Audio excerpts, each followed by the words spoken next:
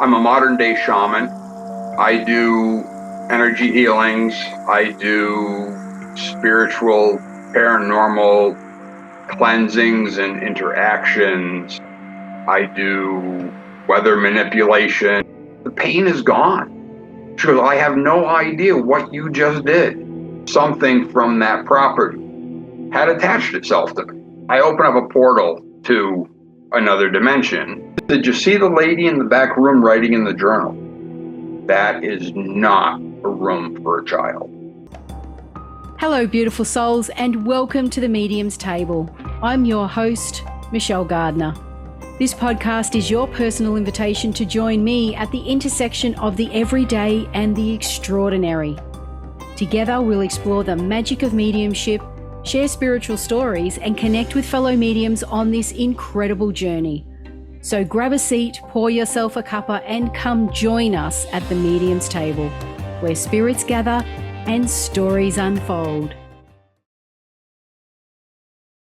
I'd like to welcome to the show Brooke. Now, Brooke has a very interesting, we'll say, title or titles. So, welcome to the show, Brooke. Hi, Michelle. Would you like to tell the audience what it is that you do? Because I've only just found out, and we've only just sort of recently had a conversation, but I know it was a very brief conversation. So I think I'm going to be in for many a surprise during this interview. And You might be. I think I will be. We've like I said, we had one conversation. I was like, "Ooh, really? I don't know anyone that does that." So please tell the audience what it is that you do. I guess as an overall umbrella term, I'm a modern day shaman. I do energy healings. I do spiritual, paranormal cleansings and interactions. I do weather manipulation, anything that's pretty much energy related. Yeah, wow. And I've never known a shaman before, so I feel a little bit privileged to be in your presence right now. Just another average person. Oh, that's what they all say until they start doing these wonderful tricks. And then I'm like, oh, yeah, that's not average. Yeah. No, I was only joking. Well, or was I? No, but look, I would love for you to share with the audience how it is that you got to where you are today. Like, what's your story? I probably started as a healer. I was raised by my grandmother, who ran a boarding house for physical therapist students. So I was like a body dummy every 2 years. And if I had continued the path right after high school, I probably could have become a massage therapist without ever taking the course. I understood the mechanics of the human body, and that transitioned from doing massage work to I was giving a massage one day, and the woman said to me, she goes, "Your hands are really good, but you're moving more energy than half the people that practice it." And I'm like looking around for an outlet, and I'm like, energy? I don't know what you're talking about. And she was like, "Have you ever heard of Reiki or Shiatsu?" I said, "Nope, not a clue." And she was like, "And you're a natural born healer and you don't even know it." So fortunately, she was able to kind of take me under her wing, because she was a healer as well, which I didn't know. And she gave me some initial techniques on moving energy to do a healing. And I ran with them for a couple of years. And the more I did, I felt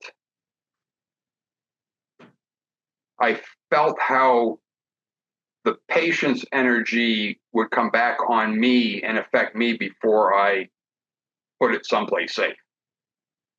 So what I would do is, energy would go in with one hand and come out with the other, and then I would set it off into a safe space. And what I learned was pulling the energy out and taking it on myself, it residually sat with me. So I started getting some small symptoms of whoever I was doing healing with. So then I started learning about grounding and actually grounding myself separately from the person I was working with. And that worked so much better. Yeah, yeah. And you were doing this throughout your teenage years, or was this until you were like, at what age was this starting to happen for you? I think during that original massage that I was asked if I knew what healing was, I was in my late 20s. So I didn't even realize I was moving energy until then. But I had been doing massage work since I was late teens, 15, Yeah, 16. wow. Yeah. So basically, growing up in this household, you would have been surrounded by a lot of this energy without realizing it. I think so. I mean, they were physical therapist students, so they were studying to be physical therapists, not be energy healers, not be massage therapists. So it was pretty much the mechanics of the human body, which I've always been very mechanically inclined, so I understood it like right off the bat. Mm. Wow. So where did you go to from there?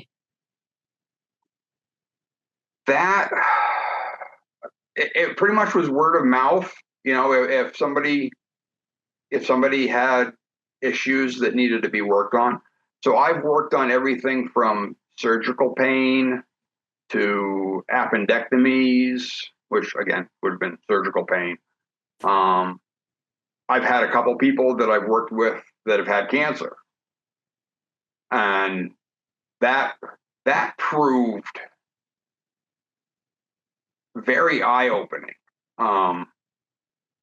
The first woman that I worked with that had the cancer, she had been diagnosed with, I believe, pancreatic cancer. And by the time I had introduced myself and got to know her, it had spread throughout her body into her brain. So when I offered up my services, she was open to anything because she was diagnosed as terminal. So she was willing to take any help she could possibly find. So I showed up at the house. She had a stack of papers. She was like, "This is everything that the doctors have done and tested." And I said, I don't need to see the papers. I just need to read the energy that's going on inside of you. So me moving the energy from spirit through me and into the body, once the energy leaves me and goes into the recipient, your body will do whatever it needs to with that energy. So I asked her, I said, "Where would you like to start?" And she goes, "Well, they're primarily focusing on my brain." So she laid down on the living room floor, and I was like sitting by her head. And so I started working on her brain, and I said, "I just to let you know, my hands are drawn to problematic areas. So if they move a little bit, like down your shoulders, down your arms, wherever they feel a source of pain, that's where the energy wants to go. And she goes, that's perfectly fine. The one thing that she did tell me was she had not been able to sleep on her left side because of the cancer for like 8 months, and she had always slept on her left side. So I started working on her head, and everything was fine. I worked on it for like 20 minutes, and she had fallen asleep. And so I'm sitting there, I'm just letting the energy flow and everything. And about 40 minutes into it, she curled up in a fetal position on her left-hand side and was sound asleep. So I worked, I continued for like another 15 minutes. The most interesting thing of this process is when I'm moving energy, when your body says that it's had enough, it shuts the doors. And I can't move the energy into you anymore. Just like my hands just, I don't know, the tingling stops. I'm like, okay. So she was asleep on her left-hand side. I worked on it for like 15 minutes. I kind of slid my way out from the couch and went outside and talked to her husband. And she came to the door like 10, 15 minutes later and was just standing there. And I said, well, how do you feel? And she goes, I don't feel anything. The pain, I have no pain in my body. It's gone. She goes, the most amazing thing is, though, is I was sleeping on my left-hand side. I said, I know. That's when I left. And I just let you sleep. She goes, I haven't been able to do that in 8 months. She goes, this is absolutely phenomenal. I said, so you want me to come back? And she goes, absolutely. So I had 2 more sessions with her. But her immune system was so far gone that she contracted shingles, and she stopped. She didn't want me to be exposed to the shingles. So we held off, and unfortunately she died like 3 weeks later. Oh, yeah. But just the confirmation that she was in such a state and I could step in and I could provide that relief. And her face when she came to the door was just outstanding. Yeah. Wow. Yeah, that's incredible. Yeah. I love that. And instant results, like instant.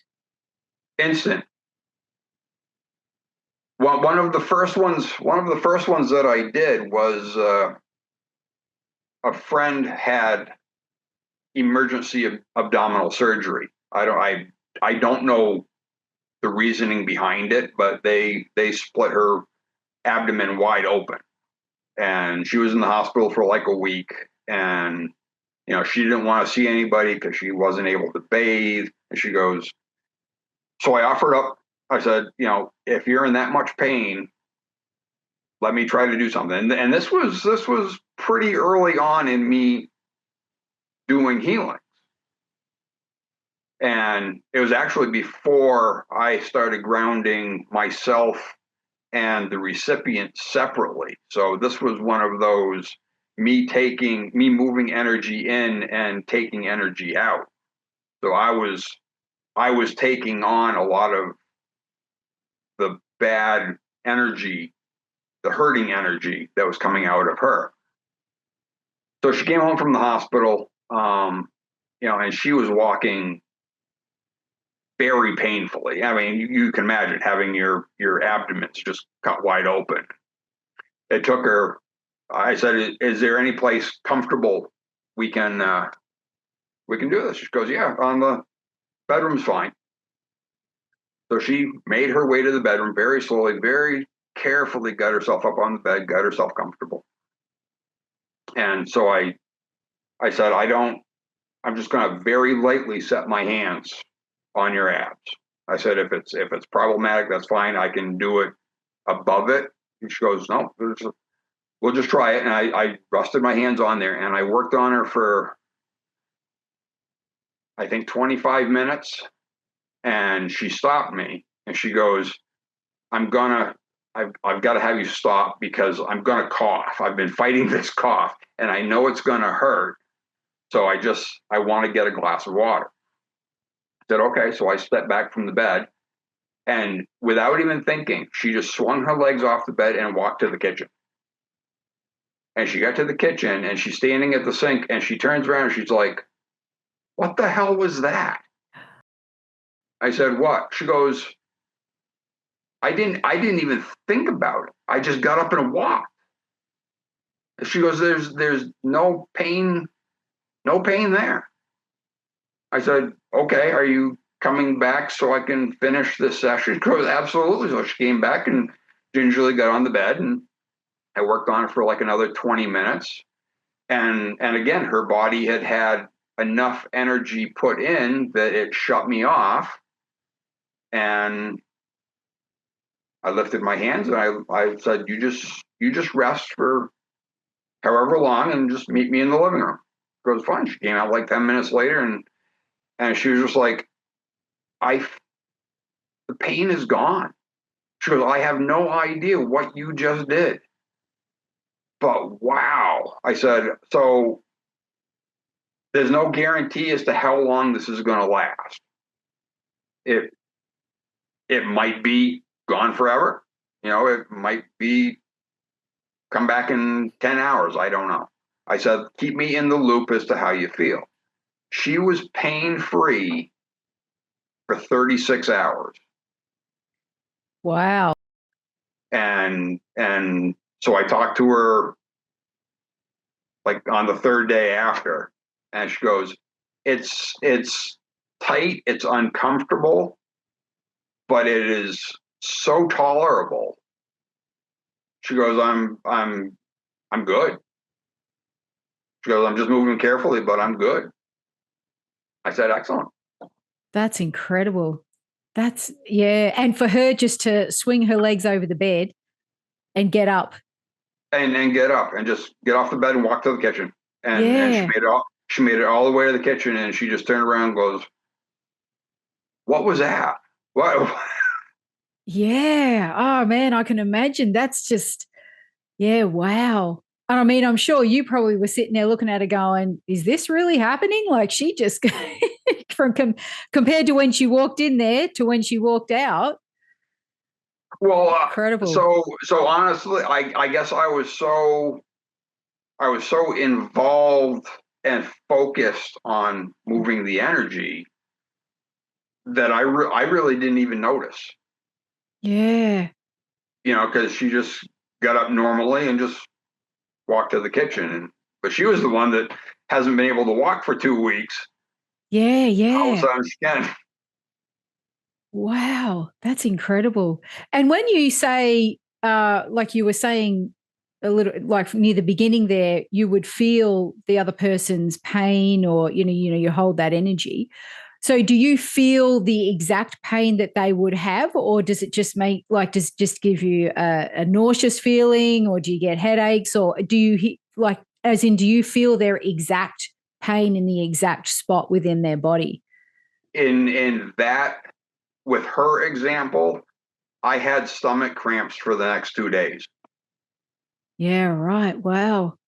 And not real pleasant ones. I mean, it still didn't feel surgical, but it did not feel good. Yeah. And that was before you learned to, did you say ground the energy? Because I'm not sure what the process is. I just want to make sure I'm saying it right.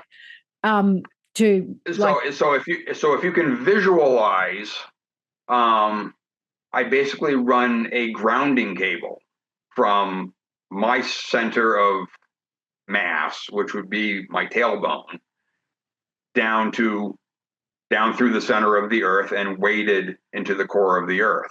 and then I do the same for the recipient on a separate line so they aren't intertwined, so that when the good energy, the healing energy is being put in, the grounding line is like that's where everything else is going.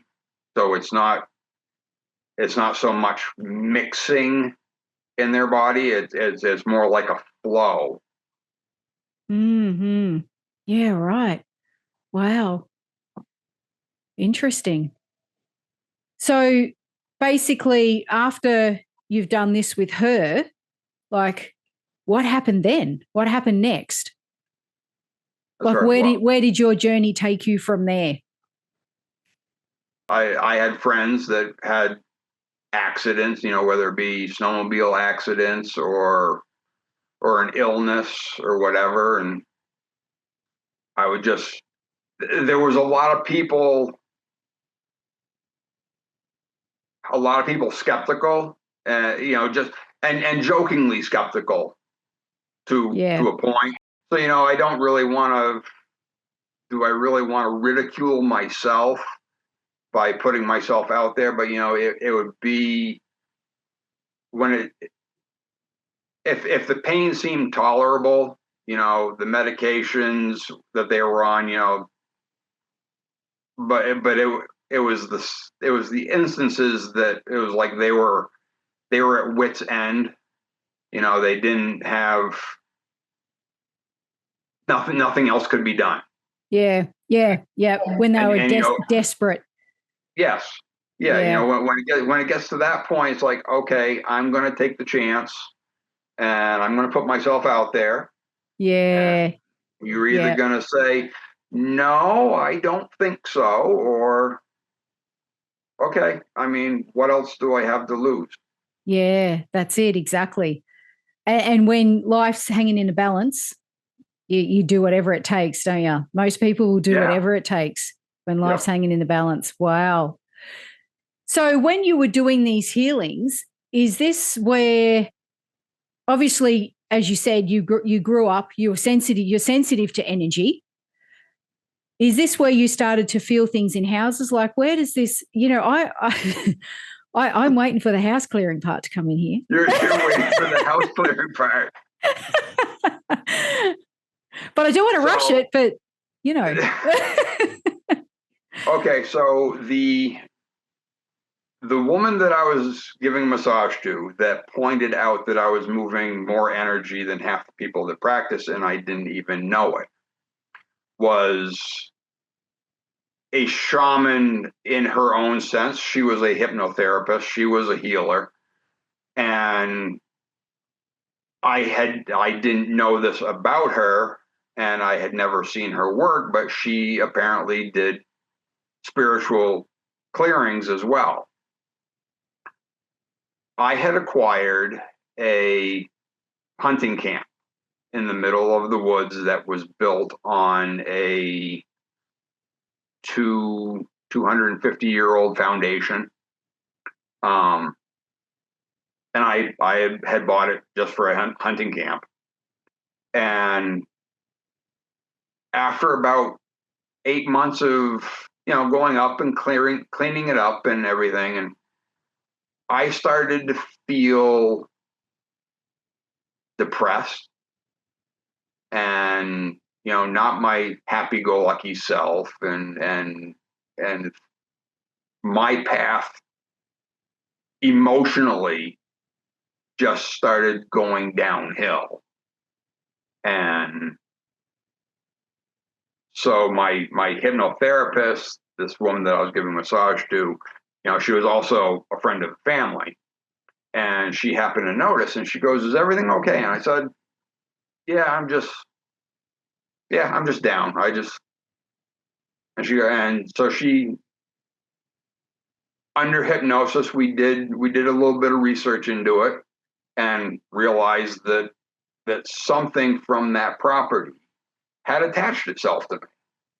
Oh. And was bringing me down. And so she went up, and I guess, scoped it out without me really. She went with me. Her and her husband went with me and my partner. And, we just showed them around everything. But I guess in the background, she was actually getting a feel for the place. And a couple of weeks later, she said to me, she goes, well, I think that there's something from the property that has latched itself onto you and is bringing you down. So I want you to go up and clear the property. And again, not knowing anything about spiritual cleansings and exorcisms and anything like that, I'm thinking, so I got to go up there with a chainsaw and I got to call and clear the property. What? No, I want you to go up and reclaim the property spiritually for yourself. And I'm like, I have no idea. She goes, believe it or not, you have every power you need to do this. She goes, I want you to try this. She gave me some instructions. And she goes, if you don't feel that it works, I'll go up and I will get rid of it. But I want you to try, because it's your property. And that's what really stuck with me. So in all of the house clearings and property clearings that I've ever done, it's always been because the current resident didn't want them there. So it isn't me just walking in and saying, "Oh, this place has spooks, and I'm gonna clear the area." Because if I've met plenty of people that are fine living with spooks. Yeah. So I went up and I cleared the property, and so it was really interesting. So it was a hunting camp. So I would go hunting up there, and it was in the middle of like 400 acres. I didn't own the 400 acres, but with all of the surrounding area, it had plenty of hunting opportunity. I would leave the property to go hunting, go out walking on a trail or whatever. And I would get like half a mile from the property, and I'd look back and I would see smoke in the air, not like from a wood stove, which I had started, but like bellows of black smoke of just the place burning down, and just this feeling inside of me of terror that the entire property was being lost, whatever. And I'd go running back and everything would be perfectly fine. And I'm like, okay, so something is affecting my conscious way of thinking and what I'm visualizing. And so I went up and under her instructions, I went up and I claimed the property as my own. And everything seemed to be fine after that. So that was the start of it. I have a friend that grew up. His best friend lived at the end of that road. And as kids, they would actually ride their bikes up and down the road. And he said to me one day, he goes, every time, we used to go by that house or by the camp, when we were kids, and there was always something watching us. We never saw anything, but we always hit that property line and went past it. And it was always like something was watching us. I said, and how is it now? No, now it's just your place. So that was gone. Yeah. Wow. So that was pretty much the start of it. Yeah. And it's probably actually really good that this lady who taught you these things got you to do it yourself rather than she did it for you, because this is, again, when you actually are in the thick of it, you learn real quick, don't you? Yeah, you do. But she was just so she was so impressed with what she had seen in me in just from our interactions, not from me actually doing anything. But I mean, she could read the energy in me. And she's like, you have every gift, every strength that you could possibly need to do whatever you want to do. So here, I'm just kind of nudging you and pushing you out the door, and here, go do it. Yeah, I love that. I love that. It's almost like the mother bird pushing the baby bird from the nest, trusting that they know how to fly and you Yep, will. Yeah. yep. So with the land, well, let's go back to that. Did you ever find out if there was actually anything that happened there at the camp? Two houses on that foundation actually burnt down. Oh, really?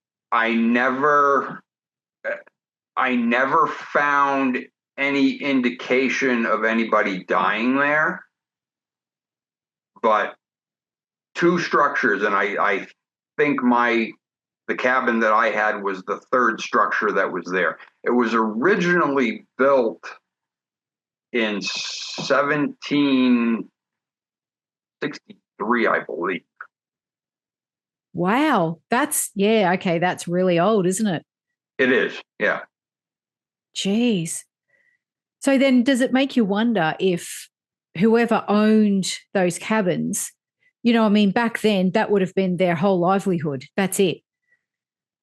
Yes, yeah, And to even acquire any land back then probably would have been, really difficult. And to see that all go up in smoke would have just been absolutely, absolutely devastating. It probably ruined their entire life. So you can imagine the emotion yep, that would have been behind that, and to some degree understand why that residual energy has stayed on, with the land. yep. Yeah. And I never picked up on multiple energies. It was always, and my friend Nate um only said that it was that he only sensed, basically one thing watching you when you went by. Yeah. Wow. So did that then open the door to, obviously did you tell people that story, or like how did that door then really swing open? So I had a small clique of friends, that word kind of spread. And again, it was like the healing. It was all word of mouth. It wasn't like I did it on a weekly basis. Um, the so the house at the beginning of the street that Nate semi grew up in, because it was his best friend's house. My best friend Mike purchased the house from the parents of Nate's best friend. And Mike had a 3-year-old son. And I have discovered over multiple requests for clearings that kids between 2 and 4 are just so open to paranormal energies or spirits, or however you want to label it. So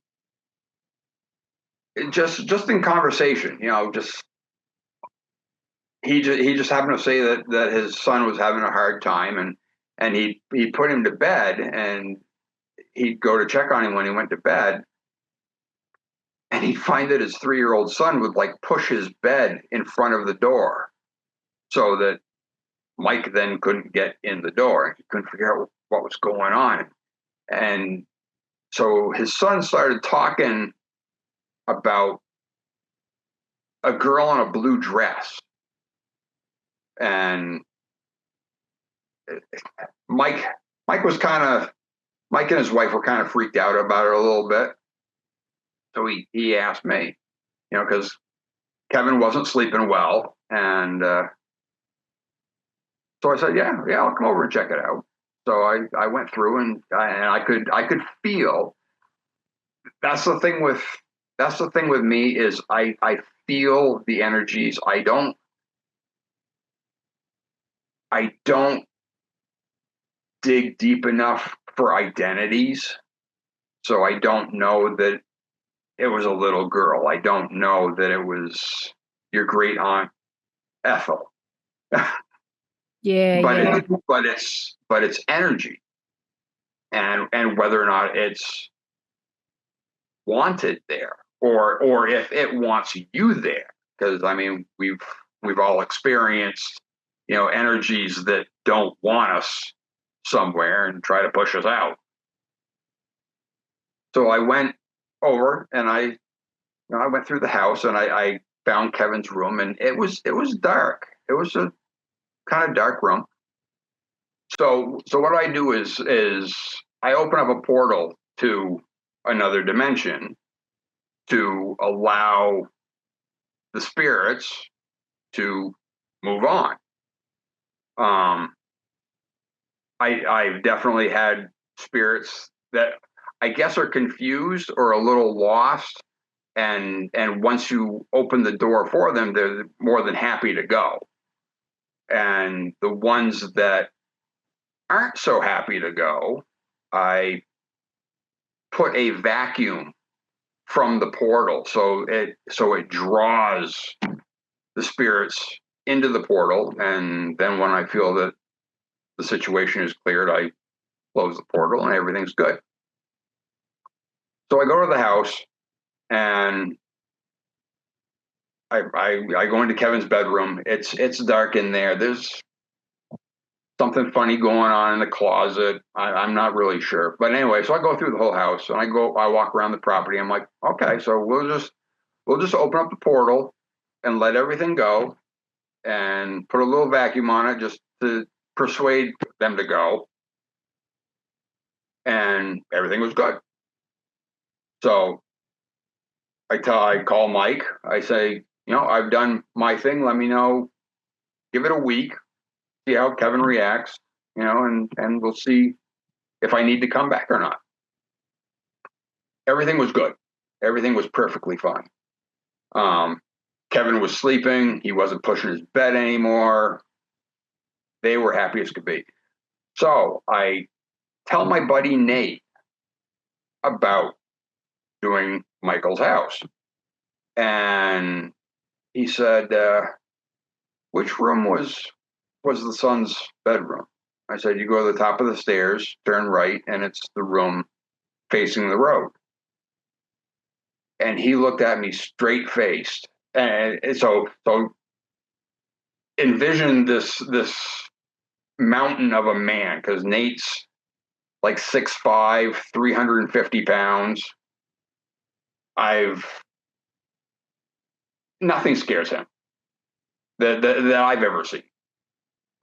And he looks at me straight faced with no humor at all, and he's like, that is not a room for a child. I said, really? He goes, yeah, he goes, I spent a lot of time in that house as a kid. That's not a good kid's bedroom. I said, huh. He goes, so then he says to me, and this is when I realized that Nate had an awareness to spiritual situations. He goes, did you see the lady in the back room writing in the journal? What back room? He goes, well, if you go to the top of the stairs, turn right, instead of going into Kevin's bedroom, you go straight. And I'm puzzled. I'm like, now wait a minute. I go to the top of the stairs, I turn right. The bathroom's on the left, Kevin's bedroom's on the right. Nate's like, yep. And there's a room right in front of you. I said, no, there isn't. He goes, yes, there's a room right in front of you. I said, no, there isn't. Okay, well, you decide what you want. So I called Mike. I said, I just came into some information. I didn't tell him what it was. I said, can I get back into the house just to clarify what I think I know compared to what I've just heard? He goes, yeah, house is open. Go right ahead. So I swing over after work. I get like 4 steps from the top of the stairs. And I stop and I say to myself, okay, are you 100% sure that there is not a door at the end of this hallway? Yes. There's the bathroom, there's the bedroom, that's it. I said, okay. So I took the top 4 steps. I turned right, and there's a door in front of me. I'm like, okay, bathroom, bedroom, where does this door go? This door wasn't here a week ago. I opened it up, and it was Mike and his wife used it as a catch-all. It was just a spare room that had full of boxes and totes and whatever. And I look in there, and there's a window facing the back field, right where Nate said it would have been. And I'm sure there was but outside on that back field was where I had put the portal when I had walked around the house. So I never got any feeling of anybody. Well, I didn't even know the room was there. They had hid the room from me, which blew my mind. So I'm like, okay. I called Nate and I said, yep, you're right. There's a room there. He goes, I know there's a room there. So then Mike calls me and he's like, so did you figure out what you need? I said, yeah, the whatever was in that house decided to hide a door. And he's like, what? I said, yeah, I went to the top of the stairs and the door into your spare junk room wasn't there. He's like, well, that's pretty interesting.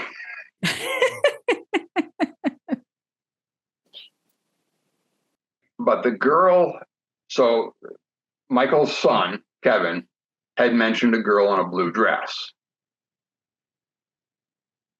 Another friend of mine who drove that section of road for I don't know how many years on the way to work.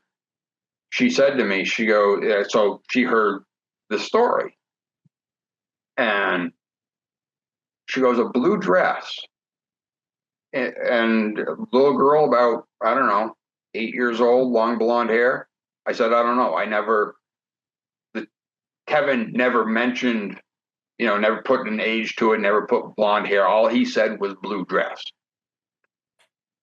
She goes, I've been driving this road for, I don't know, 8, 10 years, something like that. And every spring and fall, when there aren't any leaves on the trees, someplace in a 1.5-mile strip between that house and the cemetery, she would catch a blue dress, a speck of blue, so bright that you thought it was the sky. But as you're driving down the road and you see the speck of sky, you're like, wait a minute, that can't be sky. That's like the side of a hill. And she saw it there for multiple seasons over the years. This conversation happened about 8 months after I had cleared the house. So I said to her, when was the last time you saw that? And she told me, she goes, it was a girl. It was a blonde-haired girl in a blue dress that would just appear, somewhere in that 1.5 to 2 mile strip. And I said, when was the last time you saw her? She goes, last spring. I cleared the house in June. She never saw her the following fall. Wow, that's incredible. That's yeah. And there's your So confirmation. so to connect Nate's childhood in that house to Mike's son's Kevin's experience in the house, and then have a third person see the same dress between the cemetery and the house, and then it was all gone. Yeah, that and like I said, that's really good confirmation, isn't it? You've had It is. evidence from multiple people, multiple sources. Jeez. And isn't it amazing, like you say, how your friend was able to pick up on the energy in that room, even when he hung out there as a child? You know what I mean? Again, like you said, children are receptive to energy. Yeah. So knowing that Yep. that room wasn't a very nice room. Yep. And Jeez. he could see the lady writing in the journal in the back window, Yeah, see, which I that's guess which I guess never scared him. I mean, he never said anything about it. He never said that he was scared. He just asked me if I had seen her. I yeah, said, wow. well, I don't know what back room you're talking about because they hid it on me. Jeez. And did you ever find out any history about the house or this little girl? Did she live there like when the house was built or? I didn't know. Gee, it'd be interesting to know, what the original family, who the original family was, and to sort of that would just tie in everything so nicely, wouldn't it? It would, and again, it probably isn't the original house, because that road that Mike's house and my hunting cabin were on was one of the first roads in the town back in mid 1700s. Okay, so there would have been a lot happening on that road, a lot. That was actually, that used to be a main traveled road to get to, I believe, the state capital, which is not the state. The road is now not even town maintained. It's not even passable.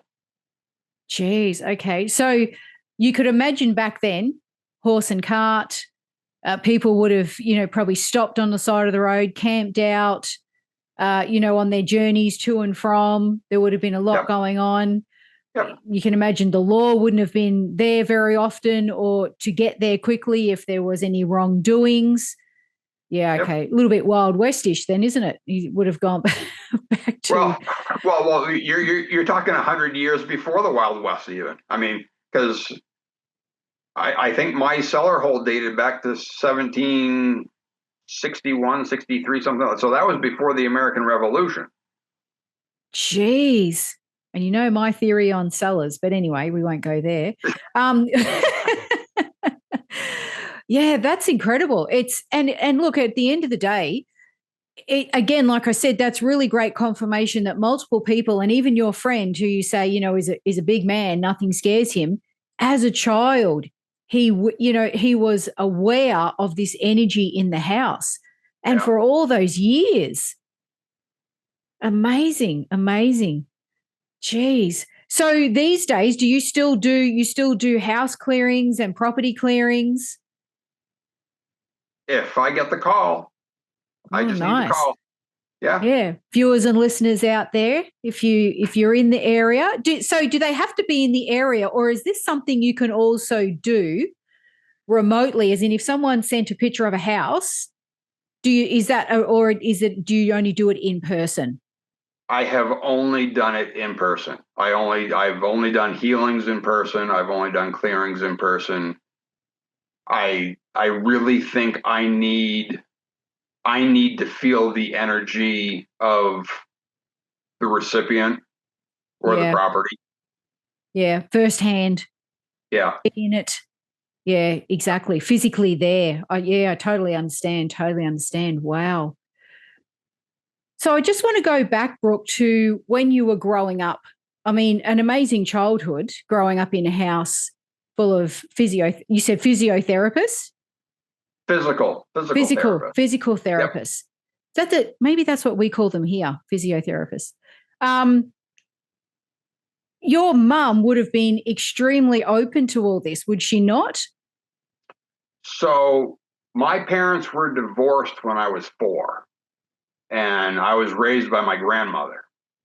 So it Oh, was my grandmother's house. It was a 35 room Victorian mansion that she ran as a boarding house after my grandfather died. wow. I just want to see photos now, like 35 rooms. That must have been huge. Like you would It have was had so much it fun was playing in that as a it was kid. four stories, including the basement that we know you wouldn't go into. So Exactly. Let's call it 3. So, then it was wow. only 28 rooms if we're only counting the top 3.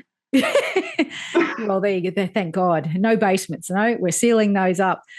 Jeez. So was that house haunted? Surely there must have been something in that house with all the people and the energy going through.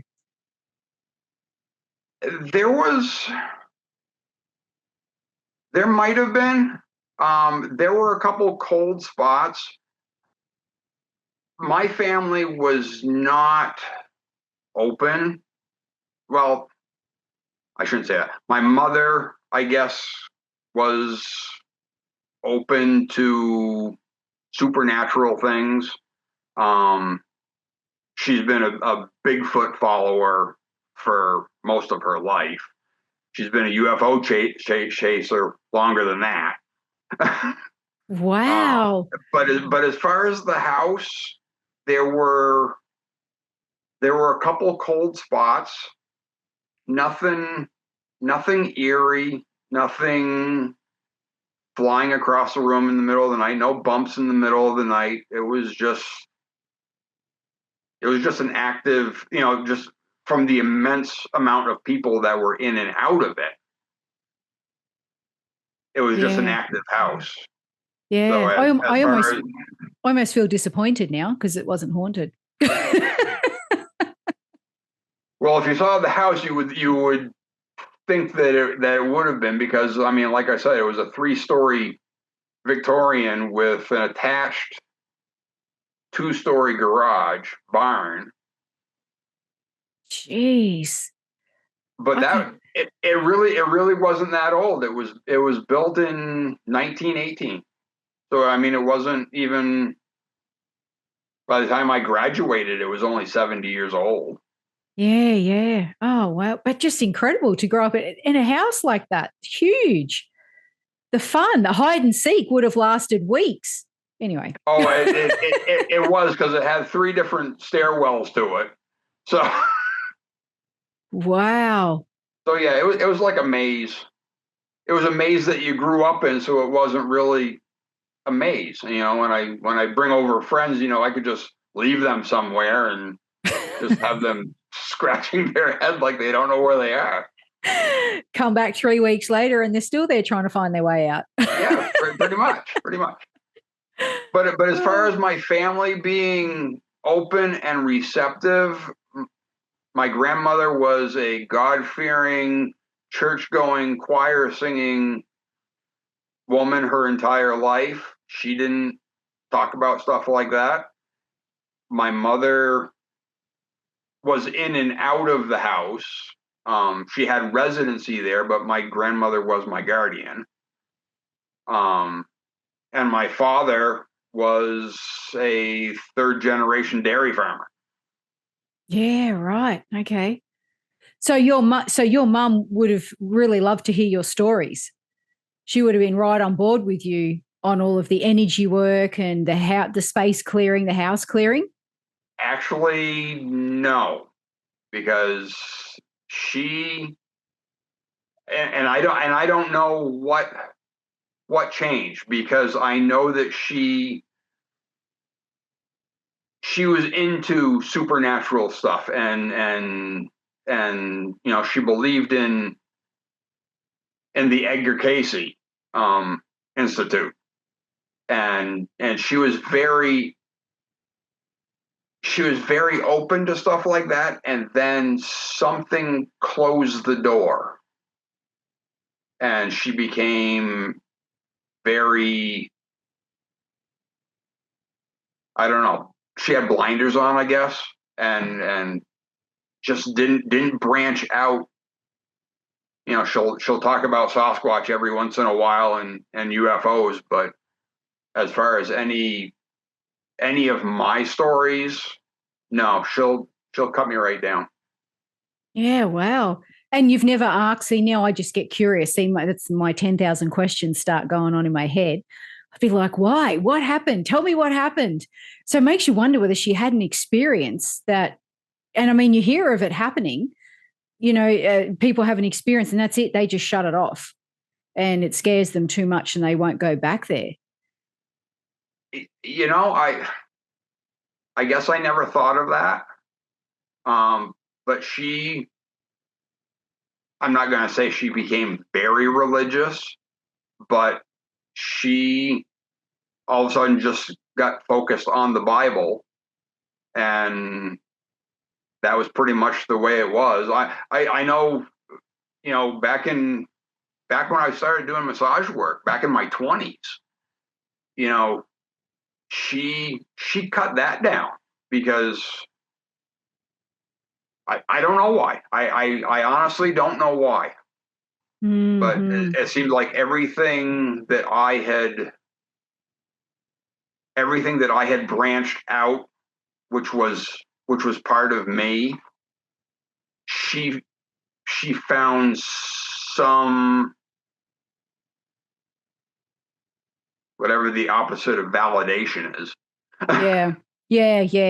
Okay. But I could not validate myself without proper schooling, without proper training, without papers on the walls and certificates, and this whole being born into it, just no, it never flew with her.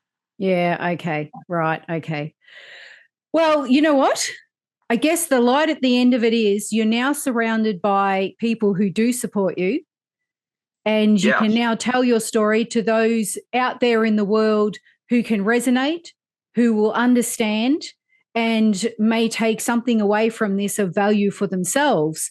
And again, like I said, you've now got the support around you that, and I think that's what's most important is you've found your tribe, so to speak, where you can now openly discuss it with people without feeling like you have to validate it, without feeling like, that's not true or, you're being questioned and criticized, which is really important for everyone when they're on this journey. And I've always been open to doing that. Anybody that was open to listening, I'm more than happy to talk about it and share my experiences and try to enlighten others. Yeah, absolutely. And that's what it's all about, isn't it? It is. Yeah. Oh, wow. Thank you so much, Brooke, for sharing your stories and your life's journey. Thanks for inviting me. Oh, you're welcome. And I'd really love for you, because I know you've got a few more stories tucked away there. So we'll have you back on the show very soon. But firstly, where can people find you? My email address is theshamantrail@gmail.com. And there's 2 periods in there to separate it. So it is THE shaman trail@gmail.com. Okay. And I'll put that in the links below as well so people can find that easily. Okay. Copy and paste or click on it and send you a message if they need your services. Now, you do house clearing and you also do healings. Yeah. I'm now putting you into a whole new career there. Yep. You do house clearings, property clearings. I'll add that in there as well, as in land, and you also do healings. Okay, absolutely. Fantastic. So if you need any of those, hit Brooke up. And if you're in, what local area would you be in? I don't know, I'm in Australia, you're in America. So what does your area look like? What is the name of it? I'm in New England, and it's northern New England pretty much. It's right on the New Hampshire and Vermont border. Okay. So if you're in those areas, perfect. You've found your man. Yeah.